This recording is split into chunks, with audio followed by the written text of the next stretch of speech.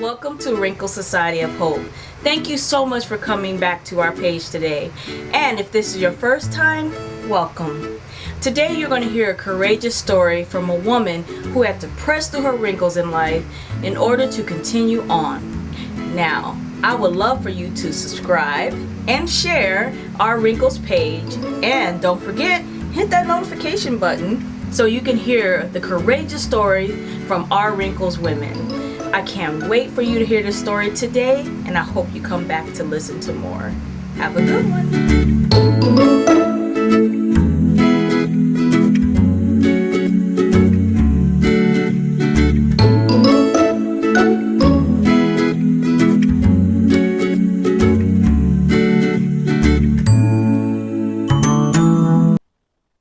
Hello, Wrinkles family. I have one of my fellow social workers here. We worked together a long time ago, but I have followed her and she's an amazing social worker. So I am so excited that she agreed to come to speak to the Wrinkles family today. So please introduce yourself to the Wrinkles family. Hello, I'm Misty Rooney. Yes, long. You just totally aged us. I think we didn't have gray hair when we knew each other. No wrinkles, no gray hair. I know, it's like you don't think 10 years, 11 years is a long time, but dude, that's a lot has happened in our life. We've grown up and gotten to the point where we're still too young to care and too old to know better, or whatever the saying. Exactly. We had to catch up before this because it's been so long, but so excited to have you here today. And as you see, although we've been so many years, I don't see any wrinkles on your face, but if you would get a wrinkle on your hand, your face, or somewhere, physical wrinkle, how do you think you would feel about that? Oh, I look at it as seasoned. We hear the cliche, oh, if you could go back in time, what would you change? Da, da, da, da, da, da. And, I've thought, as social workers, we analyze every nook and cranny of everything. And, as much as I'd like to say, oh, I'd go back to X, Y, and Z, over time, I've grown to love seasoned salt on everything. You got that flavor. Which, as cheesy as that sound, correlates to our life. What would we really change? What wrinkle? What about us? Because the reality is, as hard as we are on ourselves and we think we would like to change, when you really stop and look around, every wrinkle makes us who we are. And I think that's important. I think that we can take you and I relationship. We've known each other for 10 years plus, and we don't talk every day. We don't even talk every year, but we keep a finger on our pulses that at any time, wrinkles or not, we can reach out. And I think that tells us what kind of people we are. And I think it's phenomenal. I think that the wrinkles make us softer, more realistic, more tangible, more forgiving and non-judgmental. And I think that it's a gift. As cliche as that all sounds, and I hate getting old, don't get me wrong. I would love this body of, delivering 6 children to be phenomenal, but it's not. And it is a struggle every day when I get in a bathing suit, but I'm appreciative of them. The wrinkles are here to stay. Yeah. Just like seasoned salt, dude, you can get seasoned salt any type off the counter, and it's like on everything, and I'm like, bring it on. So I gotta come eat now. My poor boyfriend, he's like, wait, there's no seasoned salt on that. I was like, oh, give me a minute. I mean, down to the garlic bread. It's not garlic bread in our house. It's seasoned salt bread. Oh, I never had that. On the grill. I'm telling you. He's like, can you make the bread? And I'm like, yes, honey, I can. Ooh, so you season it, you make it good. You add flavor to your life as you go through it. It's okay to take a risk. Yeah. Yeah. It really is. I agree. Now you got to tell the people how young you are, because you said Aw. you spoke up and said that you have 6 children, which I know everybody probably was like 6 children. What? I'm like, this young vibrant looking woman has 6 children, so you have to tell them. I'm not. You tell them how young you are. Oh my goodness. I am seasoned to almost 46 years. Look at that.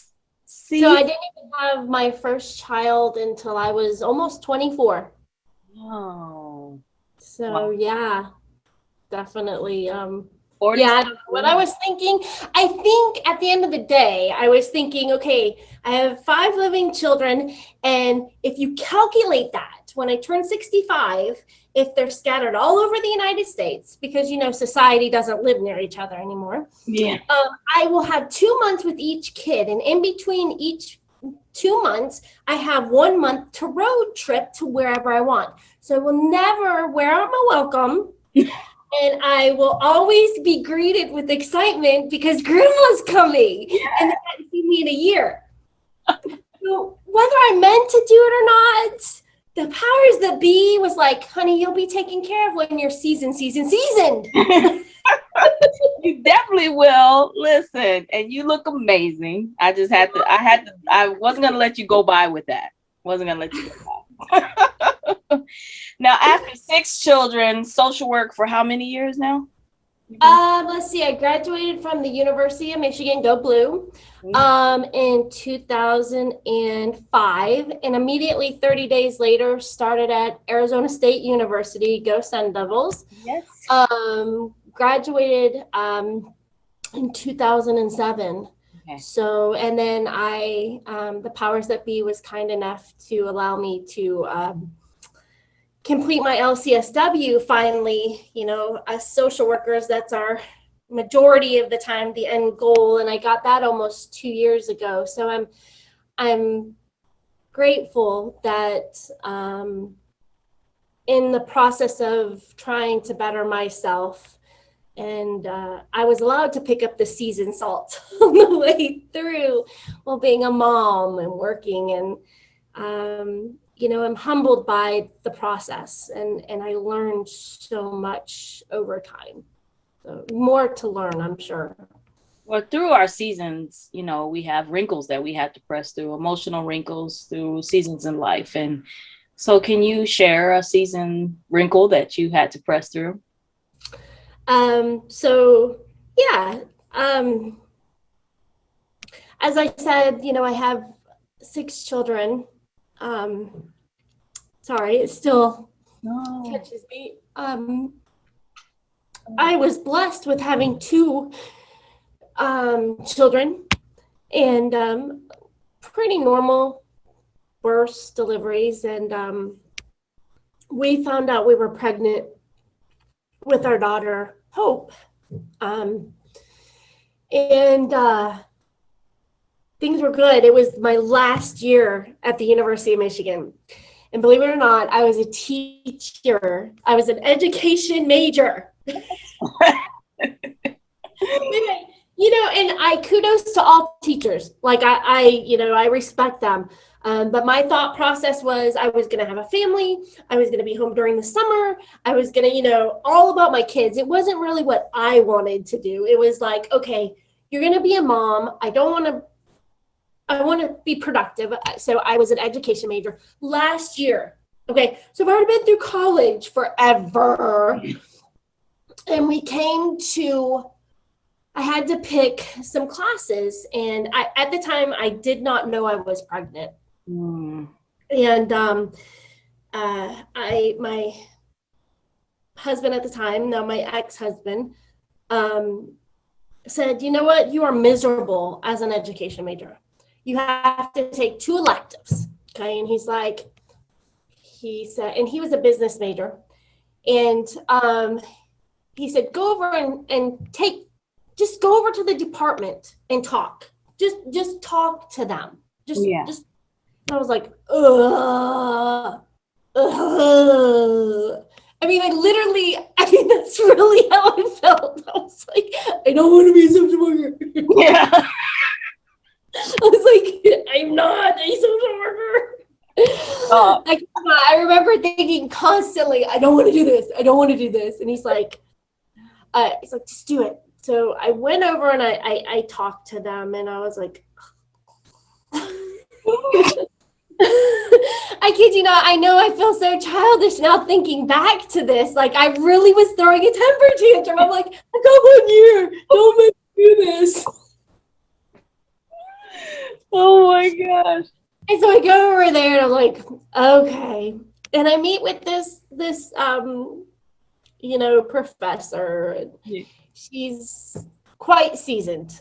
And I'm thinking, I just don't know. Like, she's like, here, what if you do this? Because I also took summer classes. She said, this summer, why don't you just take Social Work 101 and Chemical Dependency? She said, it's two gamuts that you totally, no matter what, will utilize as a teacher in the field. If you think about it, even a bartender uses Social Work 101 and chemical, right? Chemical Dependency 101. Yeah. So I'm like, all right, fine. All of you win. I will do it. I kid you not, the first day of school, I think I felt like I was in kindergarten stomping all the way down the hall. Again. Social Work 101 class. And I was like, oh my God, I'd rather be somewhere else. So like I had already, looking back, closed off. I'm like, okay, I just have to get through this. Yeah. No matter what, if I get through it, I have the last 2 electives I needed to get out of the way. I'll do it. Unbeknownst to me, oh my God, I loved it.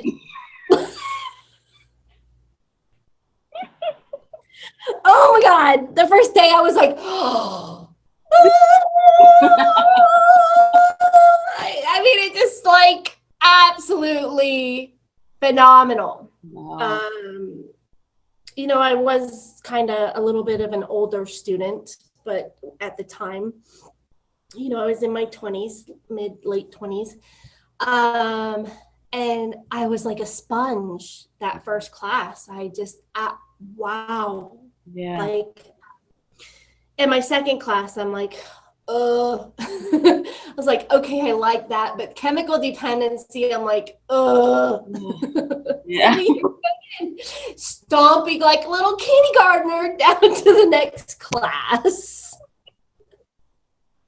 For sure. Yeah. And I walk in, and unbeknownst to me, I loved it. I sucked it up like a sponge. And I was like, oh my God, if I switch, disciplines, I've just added like another semester. Like I'm so done with school. You know how when we get close to the end, we're like, dude, just give me what I need and get out.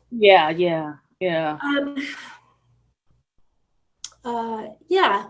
So we were mid-semester, and I found out I was pregnant, and this would have been, third child is third child felt her move. So I knew, like, as I noticed as time went on, the more children you have, you seem to be more in tune with your body, and you can feel them probably sooner than the first one, right? Mm-hmm. So with that said, I was like, all right. I already had one kid in the middle of University of Michigan. Why not another? What's it gonna hurt? Yeah.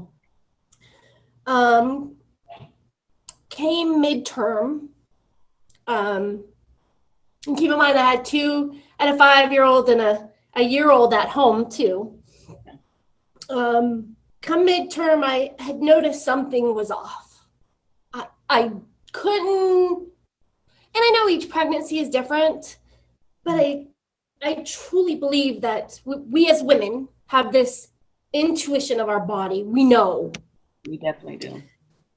And I started cramping here and there, and the doctors kept saying, "Oh, it's normal."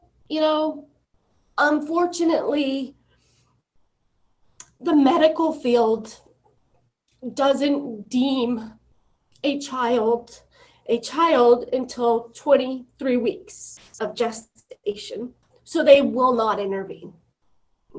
And as a clinician in the hospital setting, I do comprehend that clinically. Yeah. I don't comprehend that as a mom or emotionally, and I apologize.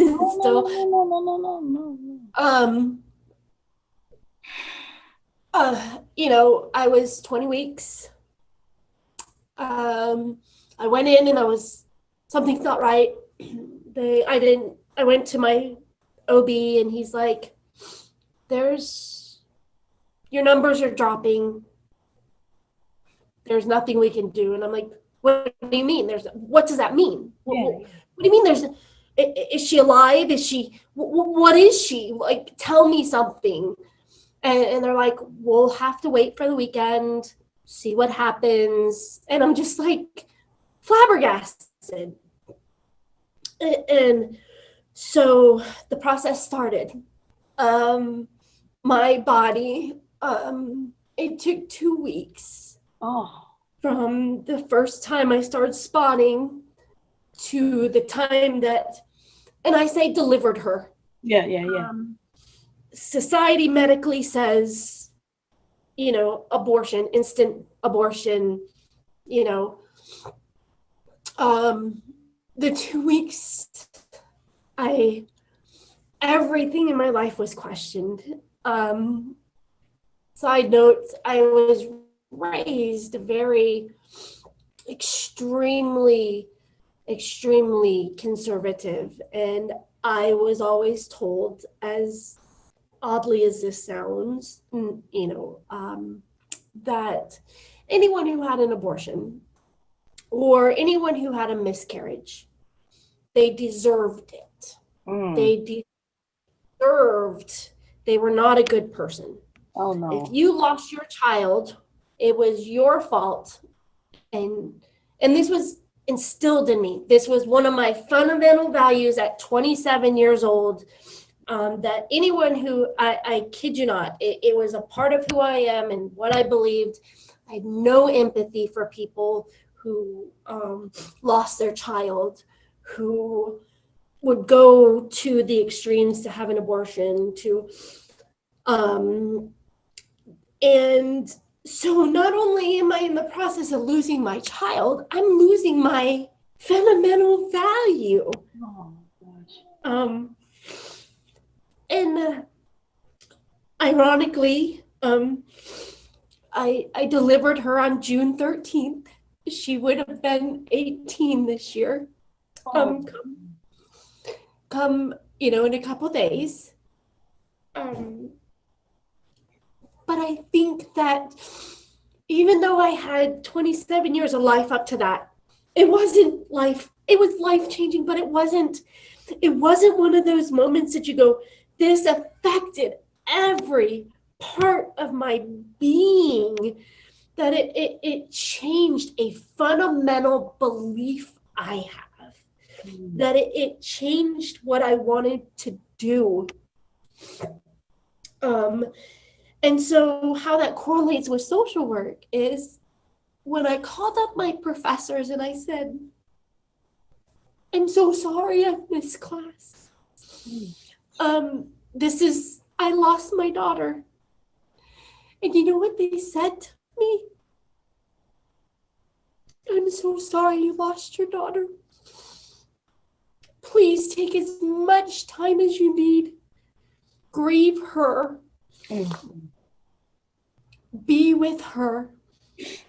Whatever you need, you can come back next semester and you can start all over. This will not hurt your GPA. You be home with your boys.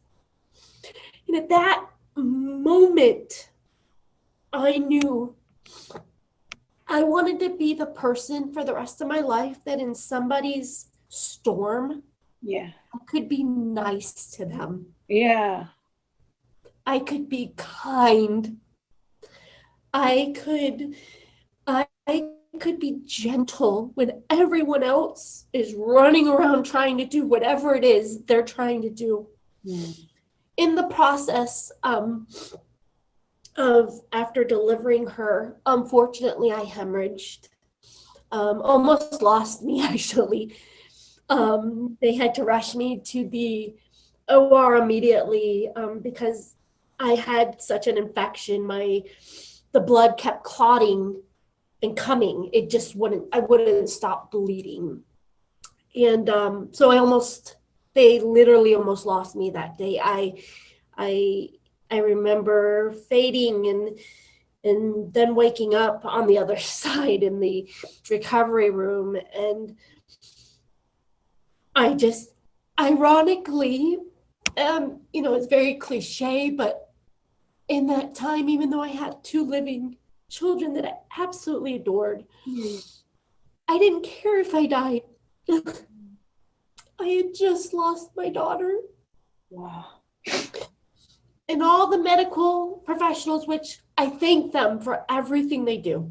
Yeah. I mean, I work full time with the medical field, respect them so unequivocally.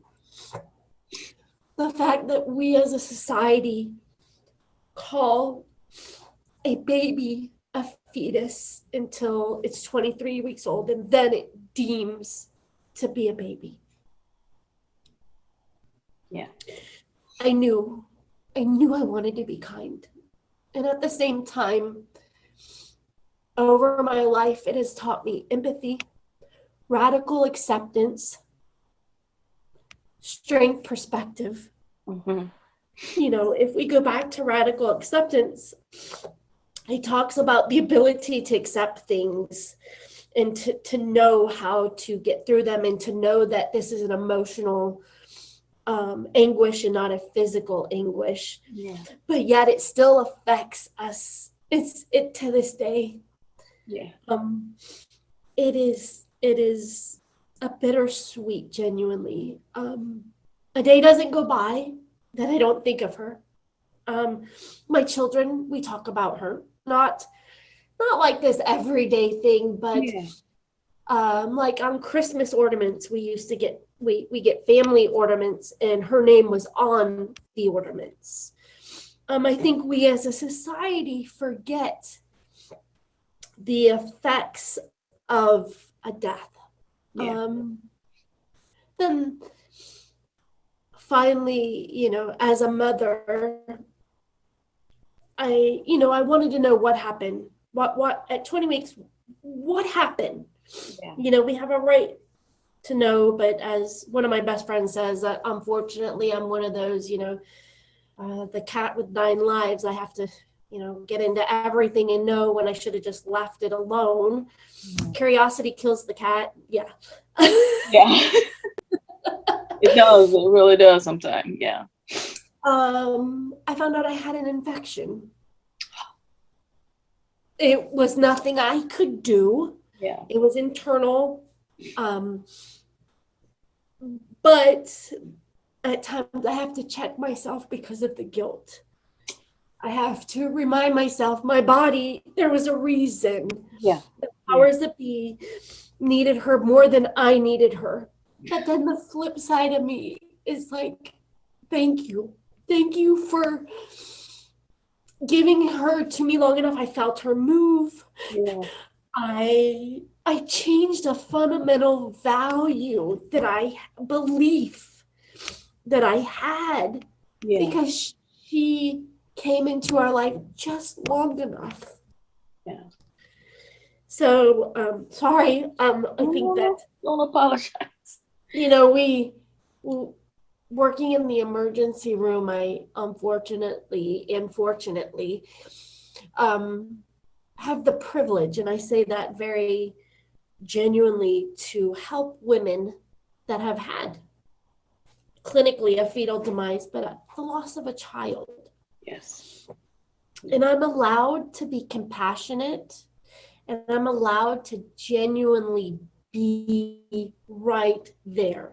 There is no negative thought. There's no, and I'm, as horrible as it is for a parent to have to lose their child, it is definitely a pivotal point in parenting. Yeah. Yeah. So, thank you for asking. I thank you for sharing, because I worked in WIS at university as well. And so I, of course, had to be there for mothers and fathers Oh, that yes. lost their child. And I used to hate the term fetal demise. I used to hate going and get that, on my paper as a referral. Because it's like you said, I don't care how many weeks it is, it's your baby inside you. It is. And I had one a couple weeks ago, and because we're in the pandemic, it's limited to no, there was no visitors at the time.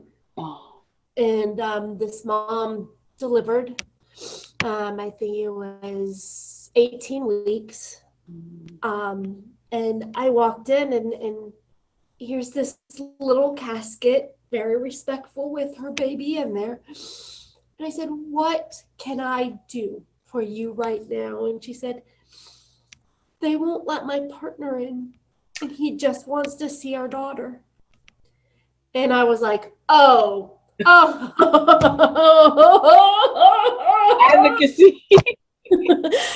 Give me one moment. Yeah. One. All I need is one. And out of respect for the nurses, of course, I walked over and I was like, "Hey, usually I will ask, but this was not an ask. Yeah. This is what I'm doing." Yeah. And they were like, and don't get me wrong, my team, I've worked with them for a year and a half now. Phenomenal nurses, phenomenal doctors. We've learned to respect each other. When they say something, I get it. When I say something, they get it. Yeah. But they knew for me to come over and be like, "Oh, yeah, this is what I'm doing."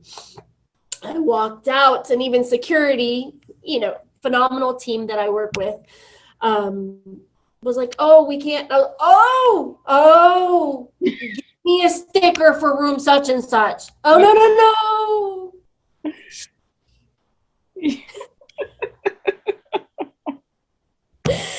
I was like, when you work in the ED, you do a lot of mechanical things. Yeah. A lot of mechanical things. And I was like, oh, this is my one moment I can be kind. Yeah. I got the sticker. I walked him back. And let me tell you, she finally breathed. He walked through the door. And I could see the room where I was sitting, and every specialty that walked in, anyone that walked in, I immediately would get up. And of course, the first thing out of their mouth when they'd walk out of the room was, "Why is he in there?" And I'd be, "Oh, no. No. He's in there because that's his child also. Yes. This is their process, not yours, not a clinical process, not an autopsy moment, not an educational moment medically. It's an educational moment human-wise." Yeah.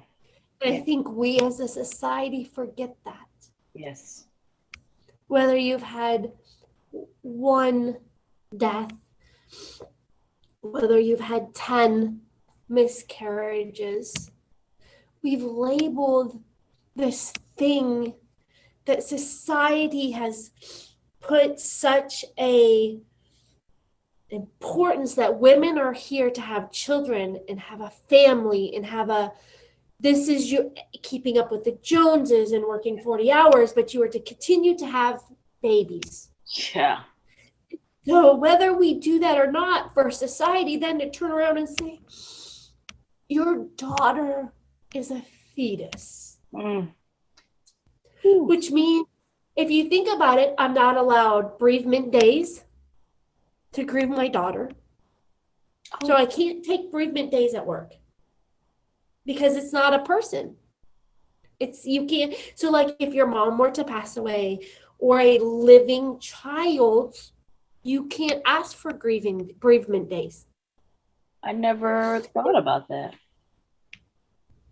We get, depending on your agency, I think federally, your agency has to give you, hold your breath, people, 2 days to go grieve your loved one. But we get nothing for anything less than 23 weeks old. Wow. You took my breath away thinking about that. I mean, it's just, I know I worked in WIS, and, you know, I thank you so much for sharing this today, because even though I worked WIS all day, you know, and I was trying my best to be that social worker sitting next to them and helping them do the little things that they have to do, you know. But the fact of identifying that, you know, that you're saying that, like, you know, like, how could you not take bereavement days after that? You know what I mean? Like, that, it just blew my mind when you said that, because I'm like, this is a significant loss. This, not saying losing a parent is bad. I'm not saying, I mean, it's not, but this is a child. And I don't care if it's 8 weeks, 10 weeks. I've saw mothers and fathers break down just as much as someone who's lost a child who has lived in the world for 12 years. It's still a child. And that blew my mind when you said, I didn't even think about bereavement days. I never thought about that. Yeah. These are things that we as a society are so oxymoron, I think. I mean, it is. It's like, okay, go have a kid. Oh, but if you aren't successful, the ramifications are you deliver your 20-week-old daughter. Your body is now not pregnant anymore. So the hormones, we're just now starting to talk about postpartum depression. Yes. We haven't even correlated with miscarriages. We've only correlated it and started talking about it as a society when we've delivered. Yeah. So not only now are we, you know, saying that your child before 23 weeks is nothing. You now have to grieve because society will look at you as a failure. They will look at you as, well, why aren't you just getting over it? It's not there anymore. You know, move on. And you're like, wait, at 20 weeks, you start gaining some weight. Your breasts are tender, right? You start really being, your body starts being a temple for them. Oh, yeah. I mean, they do it day one, but now you're starting to have to, you know, put the hair tie on the so that you can still squeeze into those pants. Yeah. And we're just, yeah. We don't get a gravestone. We don't get and she sacrificed for me to be a better person. And I'm grateful. I am grateful for her every day. And, you know, I've talked to many women who, you know, have had somewhat the same loss, and they'll just suck it up and they'll get real, you can tell they're starting to get teary-eyed, and they just bring it all back in and shut it down. And I tell them, don't. No. This was your child. Yeah. You have a right to recognize them. Yes. So powerful. What would you tell yourself when you're now looking back? What would you tell yourself to get through that time? It's okay to struggle. It's okay to grieve. I think we as a society don't allow ourselves to grieve. Again, we go back to So you've had this person in your life, even if it was 20 weeks or a living person, you've had them in your life for your entire life, a couple months, a couple years, and you get 2 days by federal standards. Yeah. You know, it's okay not to be okay. It's okay. Yeah. I'm grateful. I'm grateful as well that you're able to tell your truth. And also still, I always tell people, as you know, I did hospice for a long time too, as well. There's no time frame. There's no time stamp on grief. There's no moment that you're like, okay, I'm not going to be grieving them. I'm not going to be sad for them anymore. Okay, it's been this many years, so I should be done. No, I tell people all the time, if you want to cry and miss that person and think about that person, I don't care if it's 20 years later. There's no stamp on grief. I 100% agree. Yeah. Thank you for letting me share that.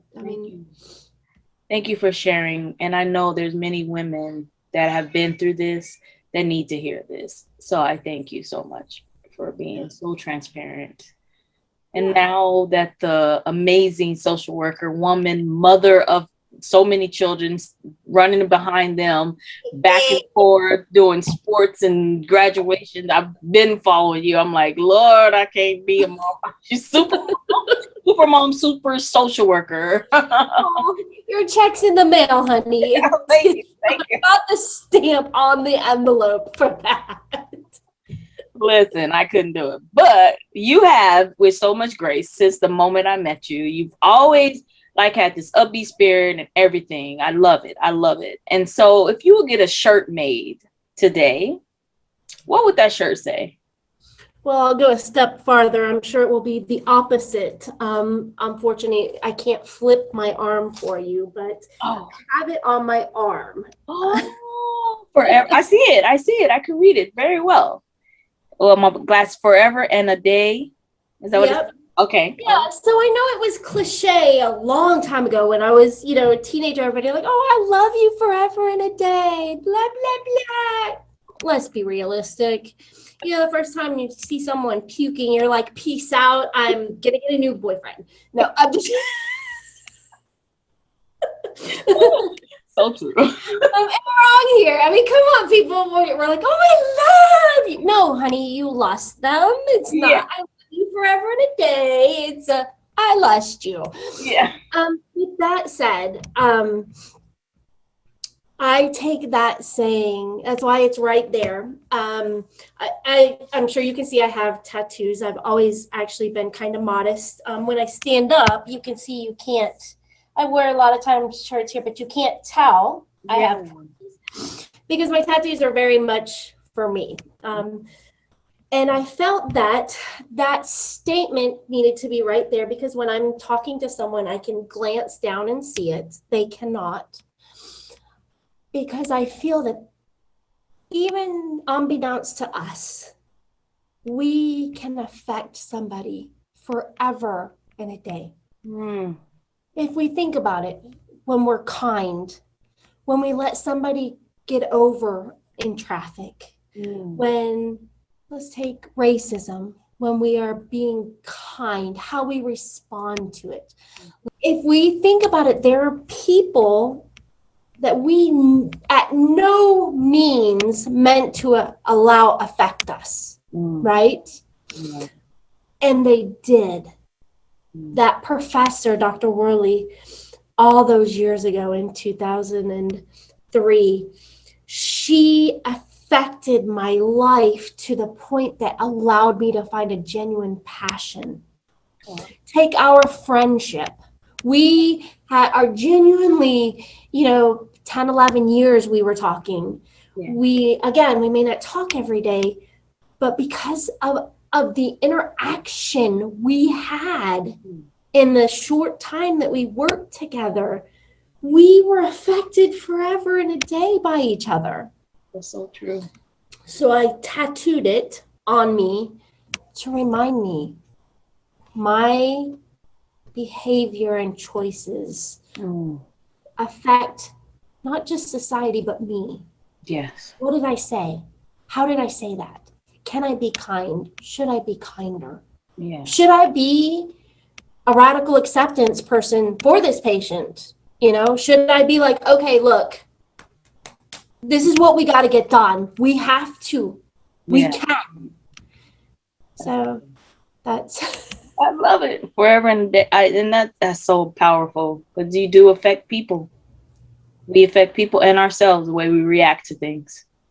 sure, because I'm sure there's many nights you've stayed awake, many nights other people have stayed awake and like, oh, why wasn't I a little nicer? Oh, why didn't I do this? Or why didn't I? And we beat ourselves up. Yeah.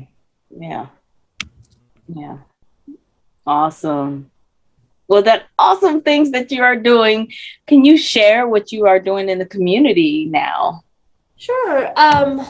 Right now, pre-COVID, my partner and I started an agency, yourspace.therapy.net, because it's about you. It's not about me and what I want to accomplish in life. I have my own journey to road bump over.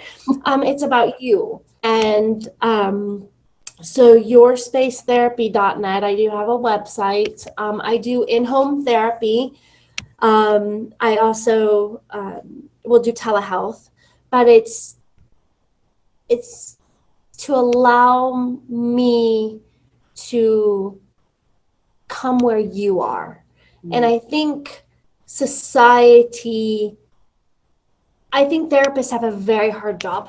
I think LCSWs, I think LPCs, LMFTs, psychologists, psychiatrists have such a hard job. Yeah. On the flip side of that, I think our environment when we're trying to seek help affects us. And I think by having that opportunity for me to come into your space, your safety, your sanctuary, and build that trust allows you to genuinely be open to get help, because I'm putting in an effort to come to you. I mean, think about it. How many times would we have loved someone to just come over or just given an inch so that we could be ourselves? Yeah. And meet us where we are, not where the other person is. And so that's why I called it that. That's so great because, like you said, it's so hard sometimes to even step into an office and, like, oh my gosh, I'm an advocate for therapy. I think everybody should have a therapist. Social workers should have a therapist. Therapists should have a therapist. Like, we all should have therapists. But I know that there's anxiety, and it's building up that nerve to get into that office, sit there on that couch, wait for your turn to go in there to sit in that office and tell somebody. But I love that you're coming to that person. I think that is amazing because you're in your own environment. So therefore you feel comfortable to share. Sure. And think about how many times you've been to the doctor, therapist, dentist. Let's even go a step further. When we go to get our car fixed, we completely, because we're nervous, we completely forget what we're coming to you about. And so we completely overlook it. Yes, that's so this true. way, you're just like, okay, this is my space. I can do this. Perfect. And they just come to your website and they can see your fees and things. And yeah, so you can, we do take some insurances and cash pay. They can go to the website. All my contact information is there. They can also email. We try to have a 24-hour turnaround response. You can also text. We are HIPAA compliant on texting for the number. So yeah, I'm fortunate that I have the privilege to come to people, and as they need me, I can be there. It is a gift. It genuinely is, to be able to help be part of the season of their season salt, as cheesy as that is. I love the season salt. Well, I appreciate it so much. So make sure you go to the website that is listed above here. And that way you can make an appointment, link in and see if there's services that you can get with her. And also, if you go to wrinklesocietyofhope.org, there will be a link there directly to her website. So thank you so much for coming today. Oh, it was my pleasure and honor. You were very seasoned, and I love it. Well, that's why we gelled together so well, because we rocked when we worked together. Let me tell you, we're a mighty duo when we worked together. Yes. And I'm just grateful that our friendship continues after all these years. Definitely. Thank you so Thank you. much. Bye, Wrinkles.